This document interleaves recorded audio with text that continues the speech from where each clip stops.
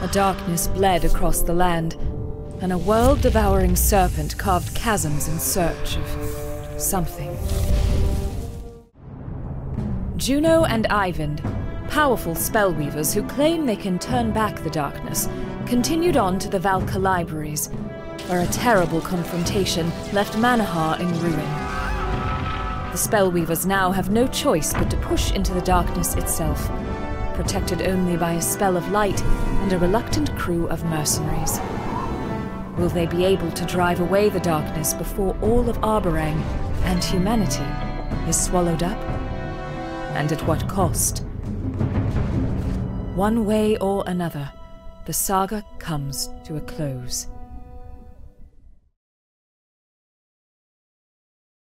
I'm more worried about a bulwark I can see than one I can. You are an interesting one, Ivor. We should talk more. I say we just bring the stone hurler along with us, Ivor. I mean, we've already got one. We can talk to Volker and Alfred. How much rations do we have? We have rations for 8 days. We probably shouldn't rest too much. We put Ivor out there. We put Krummer in instead. We will talk to Volker first.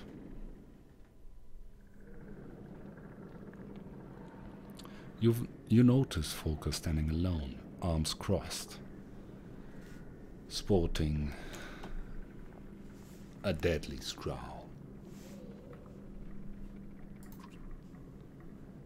Everything all right? Yeah, we were doing great. Our leaders hunting us down. We have been kidnapped by witches, and now we are arguing about how many dredge we can save along the way. It's the kind of thing a little girl grows up dreaming about. I get your point. She glares at you through narrow eyes.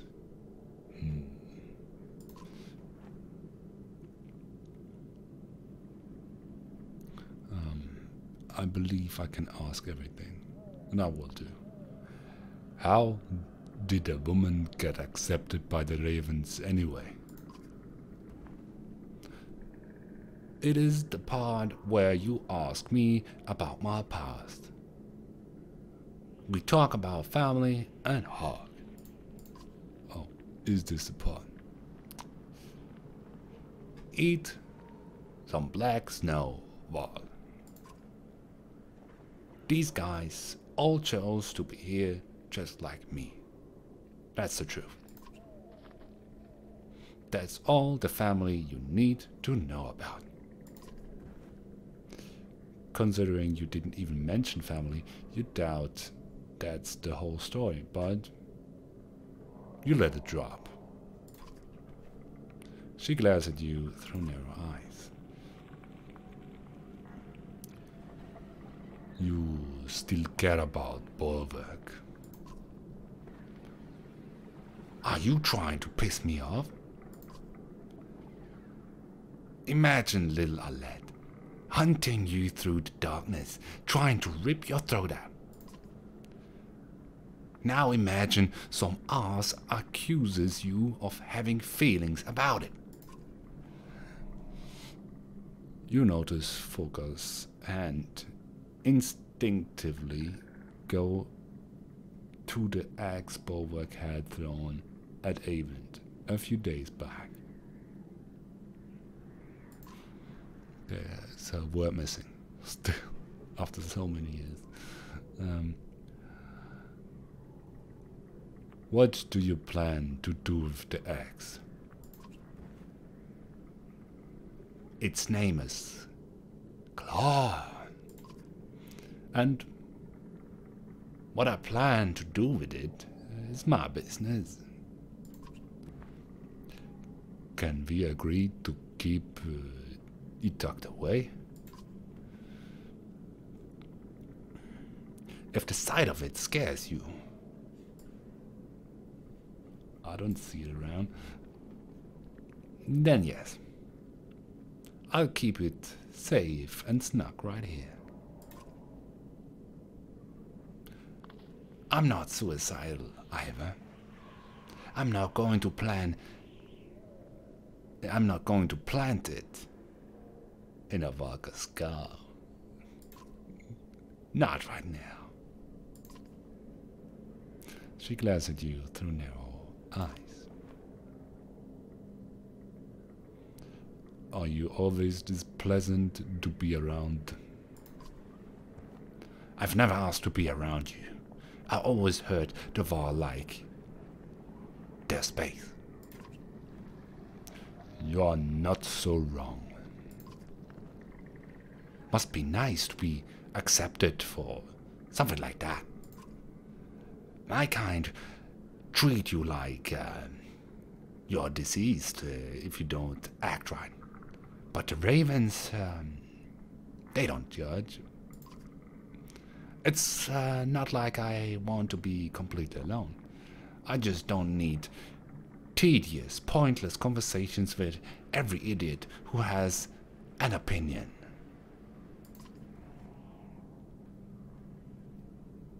Go on. Oh, damn it all. You got me talking about myself. Are we done here? She glares at you through narrow eyes. We should keep moving.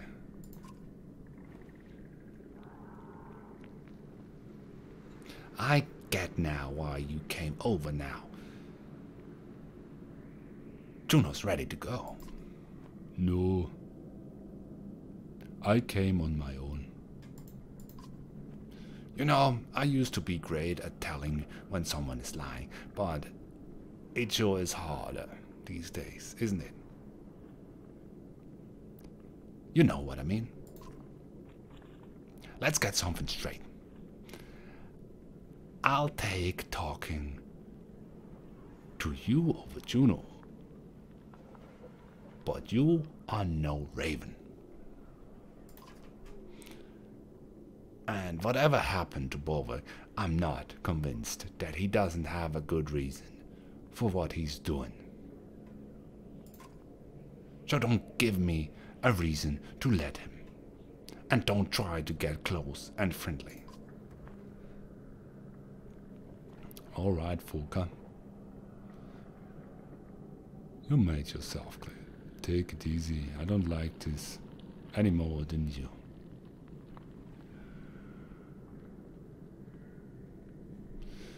Take it easy. I don't like this any more than you, Volker. Take it easy? That's not part of the job.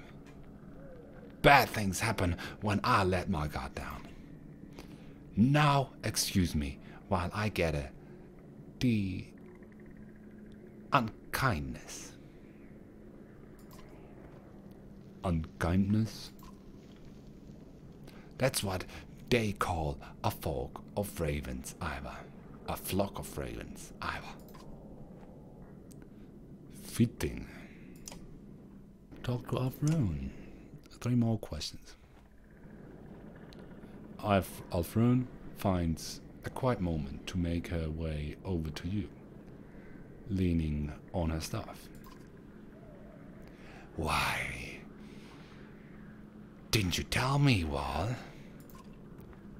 Tell you what? About being the destroyer. It isn't something that comes up very often in conversations. You'll have to excuse me. I don't always know how to speak with people. I spend a lot of time alone, or with sculptors. Sculptors? Well, more precisely, they say something like, we who shape the stones, but it's close enough.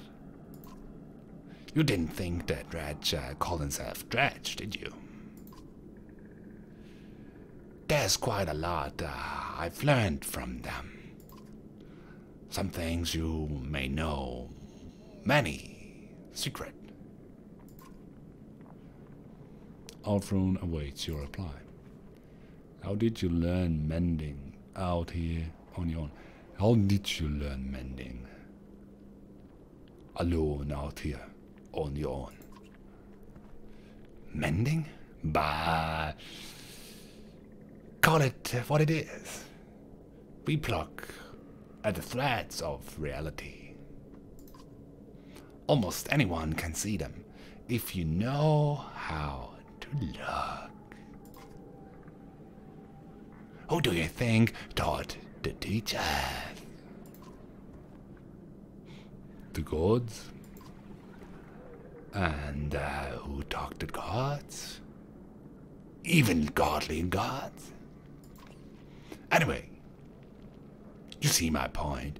Don't think so highly of your Mender friends. They are more dangerous than they let on. How do you mean? I trained to be a Mender when I just was a girl. They tried to kill me. Believe it or not, the wall right there was the one sent to do it. She points the figure of She points to the figure of Berzi snoozing on the hard ground. Ooh, but Berzi should have killed her. Interesting. I don't think he even remembers me. I looked a little different back then. But I escaped. Not before learning some things. They trained as simple-minded men to heal stub toes and raise walls. It's a fine distinction from the powers the Valka really wield. But if an apprentice doesn't have the skill to control their powers, they are a threat to the Mender's reputation. And if you show too much skill, well, you're an even bigger threat. Alfrun awaits your reply. The sculptors see you as a friend. You all need to stop looking at everything as us and them.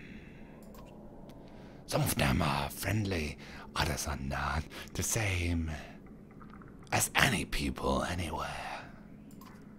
Oh, I understand how hard it can be to see past your differences. Impossible. Sometimes. But so many don't even try. Alfrun avoids your reply. What kind of secrets are you talking about? What kind of secrets are you talking about? What? For nothing? I'm nothing if not a trader of knowledge, you know? The rarest secrets don't come cheap.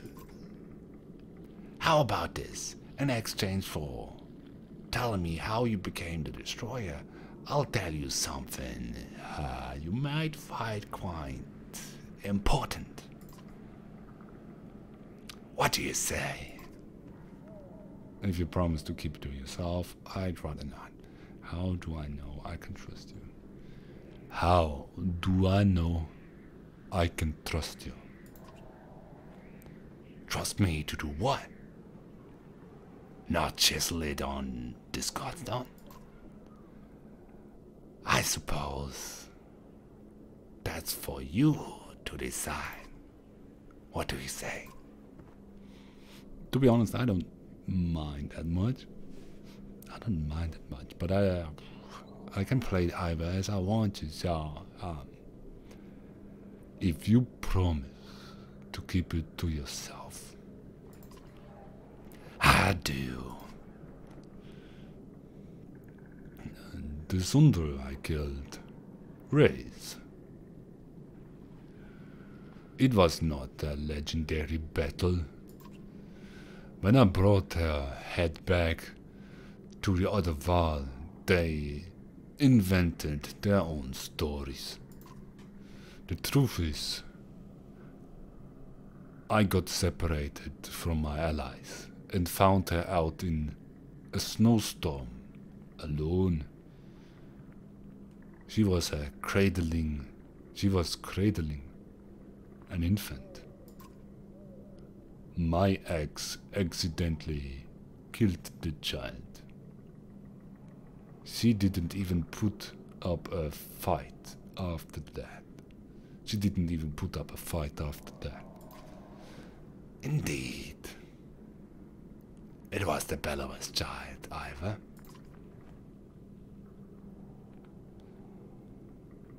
How can you? Are you certain? Completely. Consider that our trade.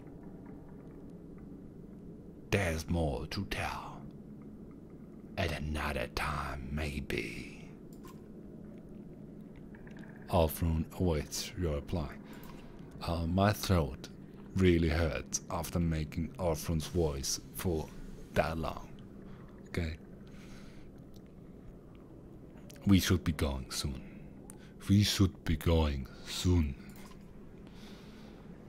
After you. Just one more thing. Alfred looks at you with curiosity. Are those wall horns on your stuff? Alfred laughs with genuine mirth. Nothing to worry about, Ivor. They were a gift that I treasure very much. You see, I have friends of all sorts. As you said, we should be going. Another story for another time, perhaps. Interesting. I will rest up one day.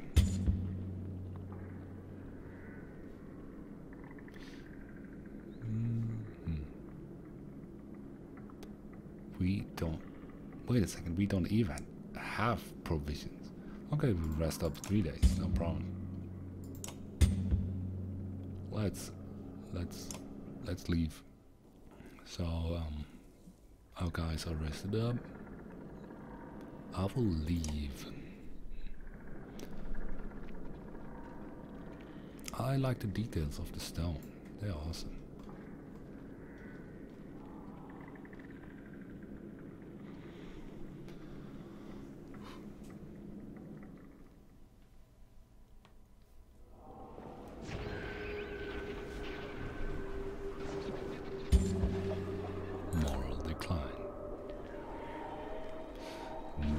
Does it worry anyone else that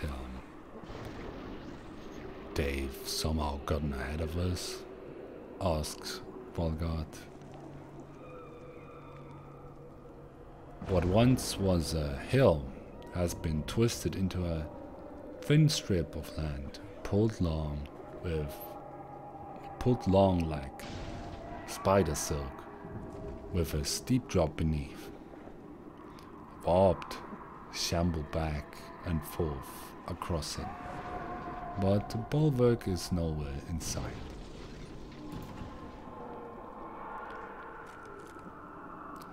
They don't need rest, Volker realizes with a shudder. Bulwark can't confront us directly, not while the Valk is here. He's going to thin the herd all the way to Riggerhorn, or Ridgehorn.